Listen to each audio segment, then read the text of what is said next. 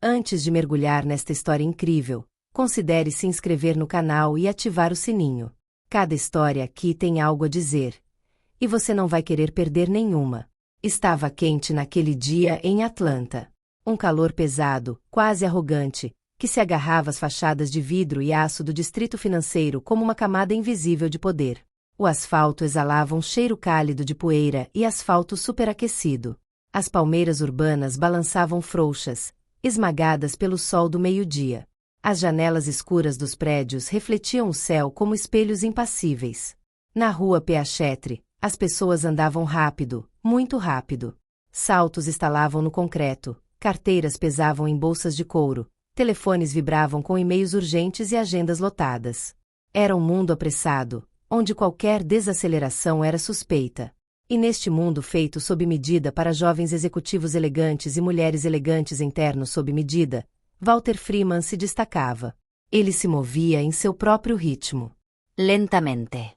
Como um homem que não precisa mais correr atrás de nada. Walter tinha 82 anos, mas usava a idade como um casaco familiar demais para ser desconfortável. Suas costas estavam ligeiramente curvadas, não por fraqueza, mas pelo peso de tudo o que vira, suportara e passará. Caminhava com uma bengala de madeira escura, entalhada à mão, cujo cabo lembrava um punho erguido, uma lembrança do passado, de lutas antigas. Usava um velho terno marrom, cuidadosamente passado, com as costuras mostrando sinais de discreto uso. Seus sapatos, pretos e brilhantes, haviam sido engraxados recentemente. Um detalhe que poucos teriam notado, mas que Walter jamais deixaria passar. Seu rosto carregava as marcas do tempo, rugas profundas, pele escura e envelhecida, mas seus olhos, no entanto, eram surpreendentemente brilhantes. 2 fragmentos de ônix brilhando sob sobrancelhas brancas, olhos que presenciaram a segregação, a marcha de Selma, a ascensão de torres e a queda de ilusões. 2 olhos que ainda estavam de pé quando tantos outros se fecharam. Quando ele entrou no imponente saguão de mármore do First Southern National Bank, ninguém se levantou. Ninguém sorriu. Ninguém estendeu a mão. E, no entanto, todo mundo passa por isso. Ele atravessou lenta, mas firmemente, as grandes portas de vidro. O saguão era vasto e frio, decorado com painéis dourados e retratos de banqueiros de terno. Luminárias pendentes lançavam uma luz branca, quase clínica. Atrás dos balcões, funcionários digitavam em suas telas sem olhar para cima. Clientes, de camisas brancas e Apple Watches, aguardavam sua vez nos balcões prioritários, sem realmente notar o homem que acabará de entrar. Ele era velho, era negro e estava sozinho. Isso era o suficiente para torná-lo invisível. As pessoas aprenderam a desviar o olhar dessa figura familiar, como se evita um morador de rua falando sozinho ou um mendigo digno. Essa presença silenciosa não combinava com o cenário. Perturbava-o. Envergonhava-o. Mas Walter não perguntou. Caminhou calmamente até a recepção, onde uma jovem loira com unhas impecavelmente cuidadas consultava uma planilha do Excel entre uma ligação e outra. Olá, disse ele calmamente. Vim ver o Sr. Stephen Marshall, o diretor. Diga a ele que Walter Freeman está aqui. A jovem olhou para ele sem sequer sorrir. Apenas uma leve carranca, uma desconfiança prendida, um reflexo condicionado. Senhor, o senhor tem um compromisso? Não, disse ele suavemente. Mas diga a ele que estou aqui. Ele vai entender. Ela olhou de cima a baixo, como se estivesse avaliando um incômodo. Suspirou de irritação, mas disfarçou a irritação com um profissionalismo gélido. Sente-se um instante, disse ela, gesticulando vagamente para uma fileira de cadeiras perto da porta da frente. Mas já aviso, ele não atende ninguém sem hora marcada. Walter não respondeu. Sentou-se com dignidade, segurando a bengala entre os joelhos, o olhar fixo. Observou o vai e vem. Os números piscando nas telas. Os anúncios de hipotecas. O rosto de um homem negro em um cartaz promovendo a inclusão financeira, colado a poucos metros dele. Uma ironia cruel. 10 minutos se passaram. Então, 2 seguranças se aproximaram. Um deles, um homem branco, alto e de queixo quadrado, chamado Bill, colocou a mão firme no ombro de Walter. Desculpe, senhor, disse ele, com autoridade. O senhor precisa ir embora. Este banco não permite que as pessoas andem sem rumo. Walter olhou para ele. ¿Vagar? Respondeu ele calmamente. Estou aqui para discutir um assunto sério. Ouvi dizer que você não tinha hora marcada, respondeu Bill. E você não é cliente daqui, até onde eu sei. Então, vai sair em silêncio, ou chamaremos a polícia. Walter levantou-se lentamente. O salão inteiro parecia silencioso. Alguns clientes estavam paralisados, observando a cena discretamente. Um homem de terno cinza trocou um olhar com uma mulher de vestido bege. Eles não disseram nada. Nada daquilo era da conta deles. Walter Freeman, 82 anos, veterano, empresário e criador de instituições discretas, foi escoltado para fora. Como um mendigo. Como um intruso. Como uma lembrança embaraçosa de um passado que preferimos esquecer. Na indiferença do salão gelado, Walter atravessou as portas, sua sombra projetada pela luz do dia nas lajes de mármore. Ele não disse nada. Não gritou. Não se defendeu. O que nem Bill nem a recepcionista sabiam era que Walter Freeman não era um estranho. Ele era um daqueles raros homens cujo nome não circula na televisão, mas cujas decisões silenciosas moldaram o destino de bairros inteiros. Mais de 50 anos atrás, Walter era um simples operário na linha de montagem de uma fábrica de automóveis nos arredores de Atlanta. Ele suava os dias inteiros e sonhava as noites inteiras. Cada dólar economizado, cada nota guardada em um envelope escondido sob o assoalho, trazia a marca de sua perseverança. Mas Walter não era um homem como os outros. Onde outros se resignavam, ele lia, aprendia e calculava. Aprenderá a si mesmo, noite após noite, à luz bruxuleante de uma lâmpada. Pegara emprestados livros sobre finanças, imóveis e mercado de ações na biblioteca pública, muitas vezes em segredo, como se estivesse cometendo um ato subversivo. Investir em terras que ninguém queria, depois em moradias modestas, depois em ações de empresas locais. Aos poucos, pacientemente, construíram um império discreto.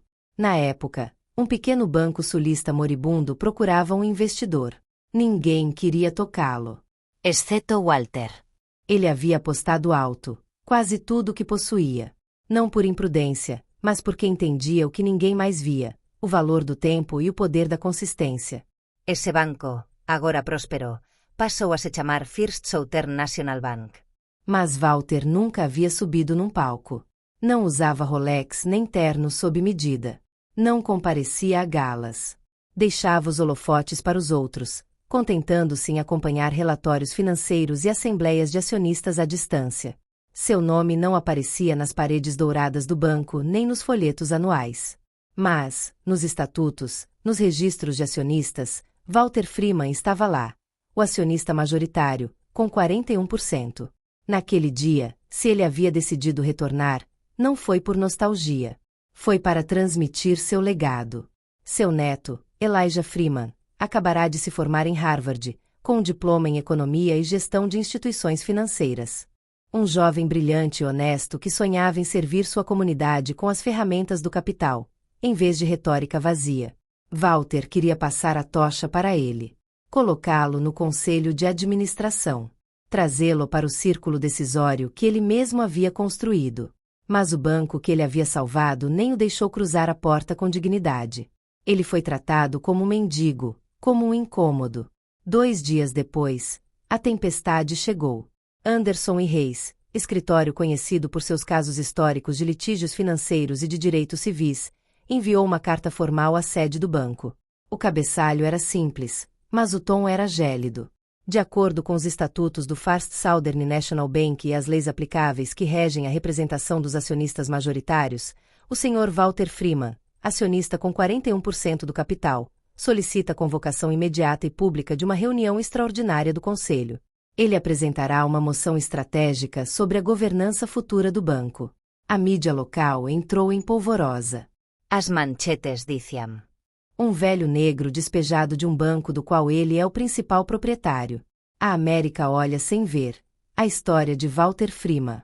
Atlanta. A humilhação de um construtor silencioso. Um vídeo, filmado discretamente por um cliente no saguão do banco, capturou toda a cena. Mostrava Walter, calmo e digno, sendo escoltado para fora por 2 seguranças, sob o olhar indiferente, às vezes zombeteiro, dos clientes de terno. O vídeo explodiu nas redes sociais. Centenas de milhares de visualizações. Milhares de comentários. Alguns indignados, outros comovidos, outros ainda cheios de vergonha. Vozes famosas se levantaram para exigir um pedido de desculpas. Organizações de direitos civis exigiram uma investigação. Stephen Marshall, o gerente do banco, ficou assustado. Ligou. Deixou um recado. Enviou uma carta. Propôs uma reunião privada, em seu escritório, com todas as cortesias habituais. Mas Walter recusou. Fui humilhado em público, respondeu ele. Falaremos em público. Não foi vingança. Foi uma lição. E pela primeira vez em muito tempo, a América teria que ouvir um homem que ela havia olhado por muito tempo sem vê-lo. O dia da reunião do conselho chegou em um clima eletrizante. Ao amanhecer, jornalistas de toda a região se reuniram em frente às portas de vidro do First Southern National Bank, microfones desligados, câmeras ligadas, rostos curiosos. Todos aguardavam a chegada do homem agora conhecido nos jornais como Velho Freeman, como uma lenda esquecida retornando para reivindicar o que lhe é devido. Ele chegou silenciosamente, com passo lento, mas seguro, de braço dado com o neto Elijah, jovem, elegante, de olhar calmo e determinado. Walter vestia um terno preto sob medida, sóbrio, clássico, como os dos veteranos que não têm nada a provar. Sua mão esquerda segurava uma pasta de couro patinada, desgastada pelos anos, mas intacta. Ao seu lado, caminhava a senhora Linda Reis, uma advogada temida nos círculos empresariais, alta, ereta, com o olhar afiado como a lâmina de um sabre. Uma mulher negra que nunca negociou a dignidade. Ao entrarem na sala de reuniões, um silêncio sinistro se instalou. Os membros do conselho, todos vestidos com ternos cinza ou azuis, lançavam olhares constrangidos. Stephen Marshall, o diretor, sentado à cabeceira da mesa, empalideceu ligeiramente. Dava para ver em seus olhos que ele sabia. O jogo havia acabado. Quando Walter Freeman falou, a sala congelou. Ele não leu um discurso. Falou com uma voz firme e calma, sem raiva, mas com uma força silenciosa que só homens feridos, mas nunca quebrados, possuem. Criei este banco numa época em que as pessoas me chamavam de menino na rua, quando as portas se fechavam quando eu me aproximava, quando me negaram um empréstimo porque minha pele incomodava. Coloquei meu dinheiro aqui, não para brilhar, não para ser aplaudido. Investi para os meus filhos. Para que outros, um dia, não tivessem que se curvar como eu. Ele fez uma pausa. Alguns membros do conselho desviaram o olhar. Outros assentiram, tomados por um mal-estar tardio. Mas hoje, quando entrei aqui, percebi uma coisa. Não é o dinheiro que dá respeito. Nem é o poder. É memória este país. Este país tem memória curta. Ele então se virou para Stephen Marshall, seu olhar fixo, sem ódio, mas sem a menor complacência. Você me humilhou. Me tratou como um intruso na minha própria casa. Agiu sem nem tentar entender. E por isso, não merece mais a minha confiança. Peço a sua revogação imediata como CEO deste banco. Um murmúrio percorreu a sala. O silêncio foi quebrado pela senhora Linda Reis, que apresentou a moção formal, com os documentos legais em mãos. A maioria estava presente. A votação foi realizada. Resultado: unânime. Stephen Marshall baixou os olhos. Saiu da sala, escoltado pelo silêncio constrangedor daqueles que, ontem mesmo, haviam rido de suas piadas. Walter então se voltou para o conselho. Recomendo a nomeação do meu neto, Elijah Freeman, formado em Harvard, um homem de coração e ideias, para o conselho de administração. Ele representará a próxima geração. Aquela que não se esquecerá de onde veio. A votação, mais uma vez, foi final. Elijah foi indicado. Ele apertou a mão do avô diante das câmeras, os flashes crepitaram, mas Walter não sorriu. Seu rosto exibia a gravidade de quem já passou por muita coisa para se comover com uma vitória tardia. 6 meses depois, uma nova placa foi instalada na entrada do First Southern National Bank. Uma pesada placa de bronze, gravada com letras profundas. Walter Freeman Hall, em homenagem à visão, resiliência e dignidade. Os transeuntes pararam. Alguns tiraram fotos. Outros leram em silêncio, pensativos. Mas Walter nunca retornou para a glória. Ele nunca quis aplausos, nem estátuas. Ele só queria que as pessoas entendessem uma coisa só. Por trás de cada rosto enrugado, cada passo lento, cada olhar discreto, há uma história. Uma história que ninguém deveria envergonhar. Uma história que precisa ser ouvida antes que seja tarde demais.